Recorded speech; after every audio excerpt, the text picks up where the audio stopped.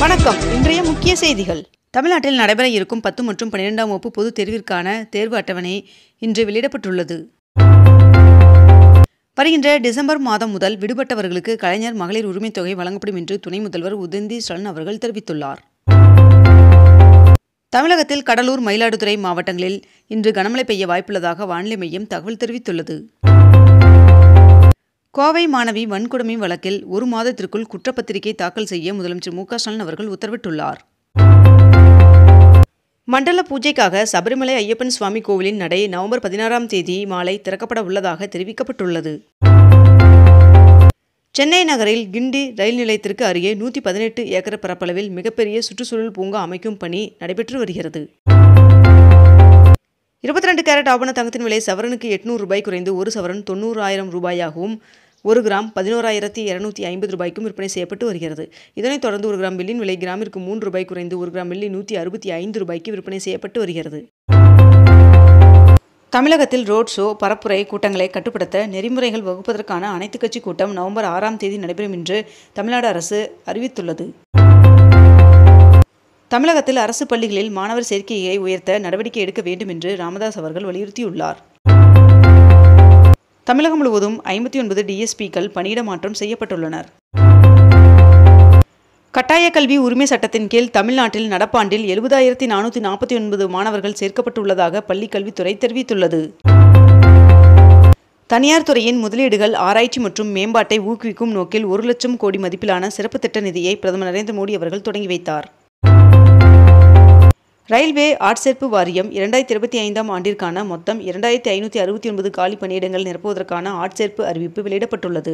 மேலும் இதற்கு விண்ணப்பிப்பதற்கான கடைசி நாள் நவம்பர் 30ஆம் தேதி என்றும் தெரிவிக்கப்பட்டுள்ளது. தமிழகம் முழுவதும் 59 டிஎஸ்பிக்கள் பணியிட மாற்றம் செய்யப்பட்டுள்ளனர் என்று தெரிவிக்கப்பட்டுள்ளது. 5,817 கோடி ரூபாய் மதிப்பிலான 2,000 ரூபாய் நோட்டுகள் திரும்பப் பெறப்படவில்லை என்று இந்திய ரிசர்வ் வங்கி தெரிவித்துள்ளது. உலக சாம்பியனான இந்திய மகளிர் அணியினரை நவம்பர் 5ஆம் தேதி சந்திக்கிறார் பிரதமர் நரேந்திர மோடி அவர்கள்.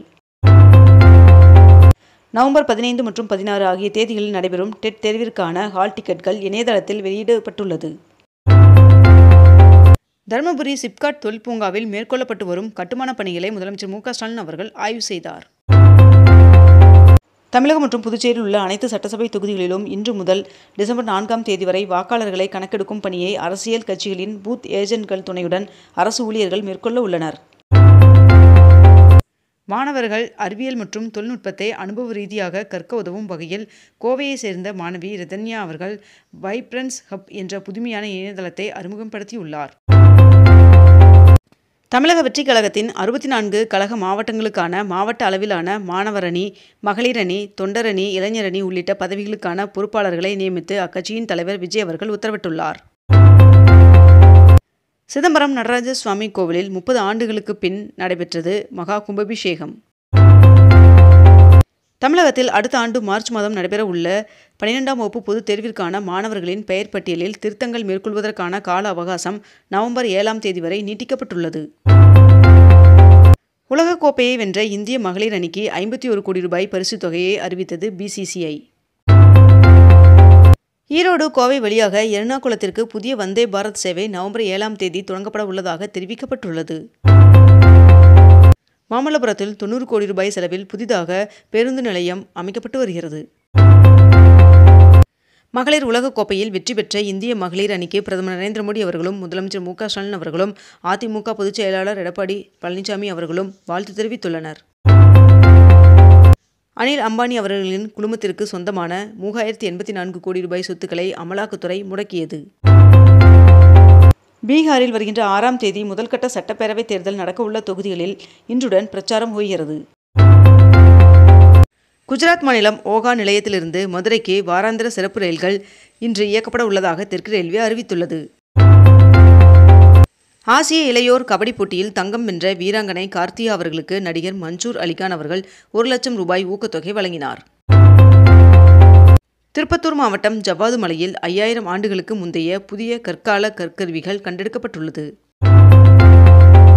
அந்நிய முதலீட்டாளர்கள் தொடர்ந்து 3 மாதங்களாக 77,000 கோடி மதிப்பிலான முதலீட்டை இந்திய பங்குச் சந்தையிலிருந்து திரும்பப் பெற்ற நிலையில் கடந்த அக்டோபர் மாதத்தில் 14,610 கோடியை அவர்கள் முதலீடு செய்துள்ளனர் என்று தகவல் வெளியாகியுள்ளது.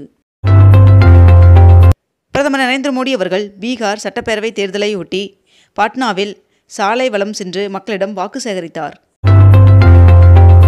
நாட்டில் கடந்த அக்டோபர் மாதத்தில் 1,96,000 கோடி ரூபாய் ஜிஎஸ்டி வரி வசூல் செய்யப்பட்டுள்ளதாக தகவல் வெளியாகியுள்ளது.